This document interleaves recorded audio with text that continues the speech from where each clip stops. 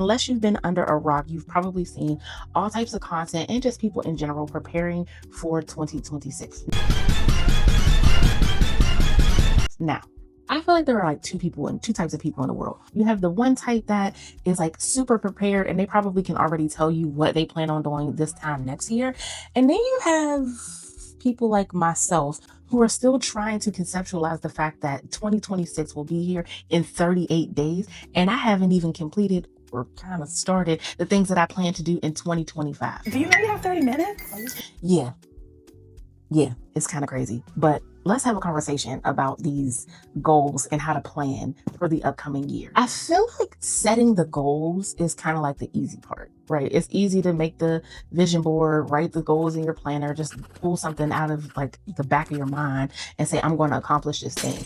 But like sticking to it, revisiting, what? Yeah. Most of us probably don't even do that. So today I've decided that I am going to show you all what I am trying, okay, because I haven't figured it out. It's not foolproof, but what I am trying to do for 2026 so that I don't get caught up in the cycle of creating goals but not following through. Okay, so I'm hoping that you and I are going to be on this journey together and we're both going to be preparing for 2026. Now, that said, this will definitely be a multi-part video. Today, we're going to talk about goal setting and goal setting only. And then later on, we'll talk about actually preparing and mapping it out in a way that I think is more attainable and allows us to be consistent. Because if you are on this page, you are probably similar to myself where you have set things, but that consistency part, that fear part, yeah, it gets you in a chokehold. But that's not going to be us anymore, okay? So let's tap in. Now, before we dive into writing out those amazing goals that we have for 2026, we got to deal with the elephant in the room. Hey! Before we can even set anything and create some expectations for next year, we actually need to reflect on what we did or did not do for this year. What I need for you to do is go get those cute little vision boards, those planners where on the first page you wrote out your goals, or your Notion template, wherever you put those goals for 2025 that you said you were going to accomplish. I need you to pull that out. Don't avoid it. Pull it out and let's work through them. Okay, let's reflect. This is a moment of reflection for the both of us. I want you to look at those goals. I'm doing it as well. Looking at my goals that I set for this year to really see what it is that I wanted to accomplish. And once I look at what it is I wanted to accomplish, I'm now asking myself questions like, did I accomplish it? No. Was I close? No. What worked well? Nothing, because I didn't really do them. But I think the biggest question that I want us to ask ourselves, did I make a plan or did I just write it down and then forgot about it? You in my business?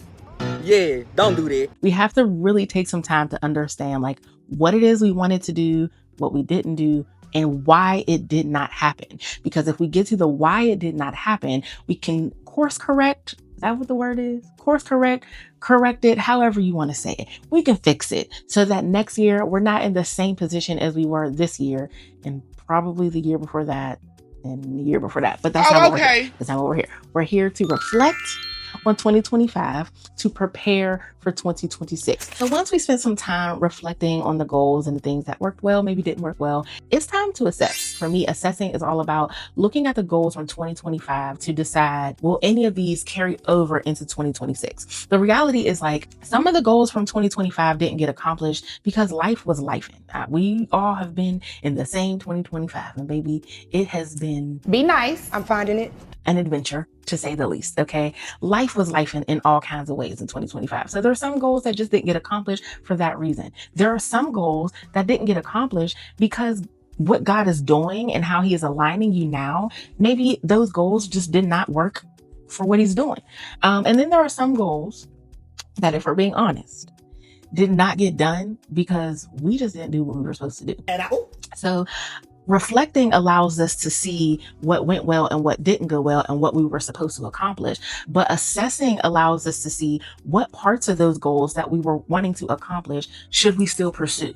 So you have to take some time to assess them to see, can any of these be carried over into the next year? If the answer is yes, great.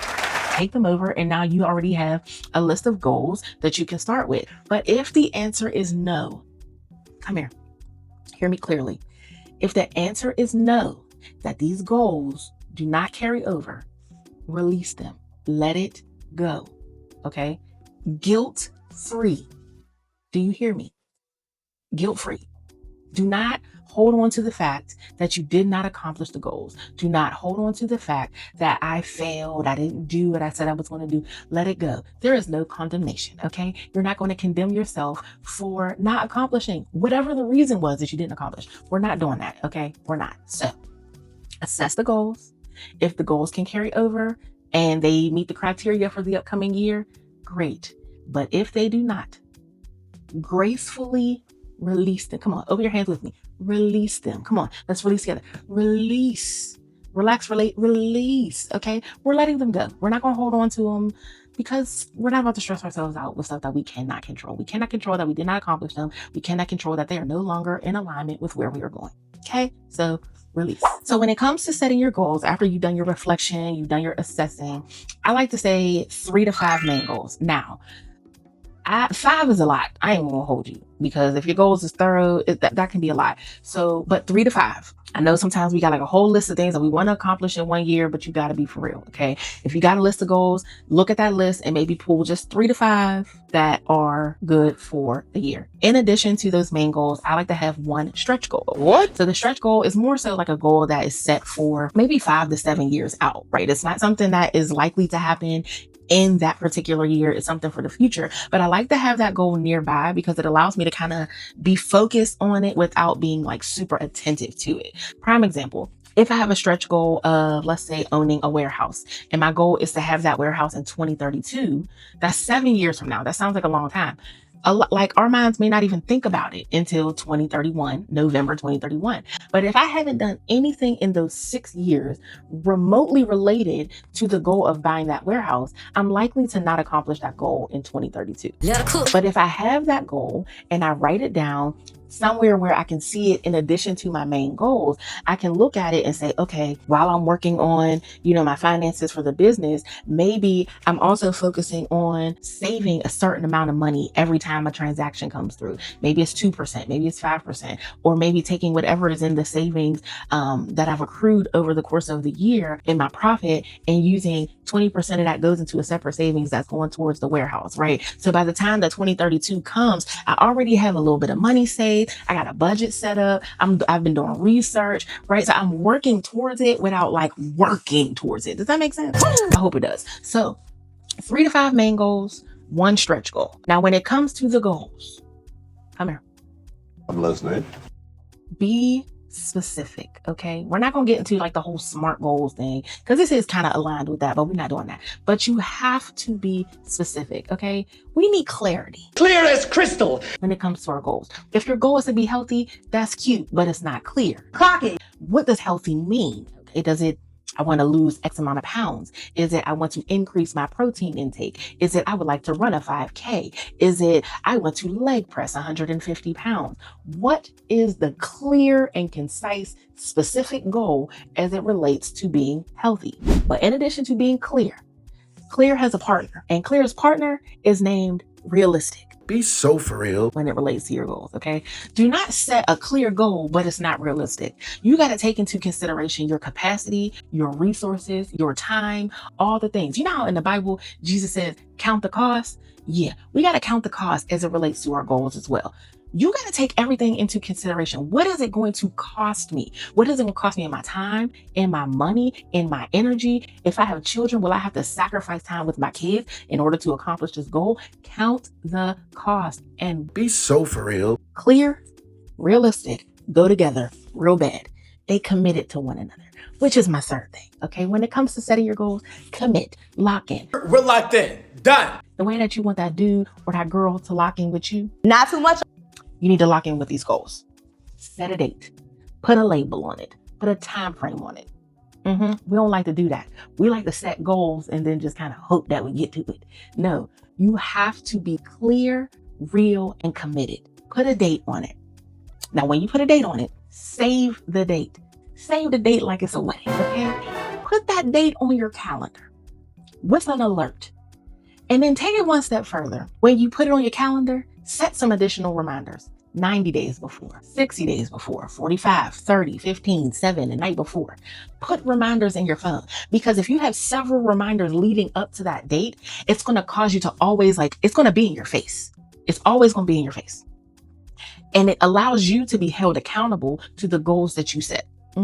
Accountability with one another, person to person, but this is self-accountability, because every time that alarm goes off, you now have a decision to make.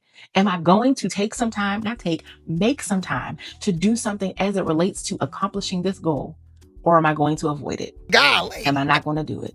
Am I going to do something different this year and actively work towards this goal intentionally? Or am I going to just act like it didn't happen and then go through the same panic and stress that I do every November, December, January? Because some of us don't plan until January. Wow. Right? Set the goals. Be clear about them. Be realistic about them. And commit to them. I'm going to pause here. I'm going to give us some homework. The homework is reflect, assess, set, and then pray. Reflect on 2025. Assess the goals from 2025 to see if they can carry on to 2026. Set the goals for 2026 and then pray about it. I didn't touch on prayer earlier. When it comes to prayer, especially in spaces like this, I think it's important that we invite God and invite the Holy Spirit into this experience. There's scriptures in I think Psalms or Proverbs where it talks about search me, O Lord, search my heart. Sometimes I think we use those scriptures in the sense of when I'm doing something wrong, but you can also use it in the sense of asking God, search my heart to remind me of the things that I wanted to do but didn't do, or the things that maybe I didn't do but I did something else and I forgot that I did that thing. Remind me, search me and search my heart to remind me of why this didn't work, of why I didn't accomplish my goals, right? Invite God in. Let his presence be welcomed into this experience. Allow him into your space as you're reflecting, as you're assessing. Ask the Lord, the goals that I have had for 2025, I want to bring them into 2026. Do they align with what you're doing? And then when you're setting your goals, the same thing. We talk about all the time, write the vision, make it plain. And that's great. That setting clear expectations and clear goals and clear vision. Yes, but you cannot do that separate from God. But on the other side, you cannot not plan and just be well, God's in control. I'm just going to follow him and let him do what he do. No. We can also do our part as well, right? The Bible says faith without works is dead. So we can believe God to do a thing, but we can do our part, which is writing the vision, writing what we intend to do, right? Our intentions. And then we can submit those things to God through prayer and ask God, are these things okay? Do these align with your will? Is there something different you want to do? Because God might say, yeah, scrap goal number 2 and put this in place. Scrap 1 or shift 1 like this. Focus more on this instead of this. Allow God in. He's not going to force himself. You have to welcome him in. Okay, so invite him in. So again, we are reflecting. We are assessing, we are setting our goals, we are bringing them before the Lord, but more importantly, we are surrendering our will and our goals to whatever it is that God wants to do. That is your homework. Reflect, assess, set, pray, surrender. That sounds like a little okay. Reflect, assess, set, pray, surrender. That is what we are going to focus on this week. And then next week, we will reconvene and we're going to actually walk through how to take those high level goals, break them down in a way, at least for me, this is what I plan on doing. Okay. Taking my goals, breaking it down in a way that it's more attainable so that you're not overwhelmed when you see this one goal. You think I got to do all the things to accomplish this one goal. When in reality, we can break it down. And I'll talk about what I use as far as what systems, planners, notebooks, because we do all the things. And we'll talk about those things as well, either in the next video or the one after. But I pray that you all have an amazing week. And until next time, bye.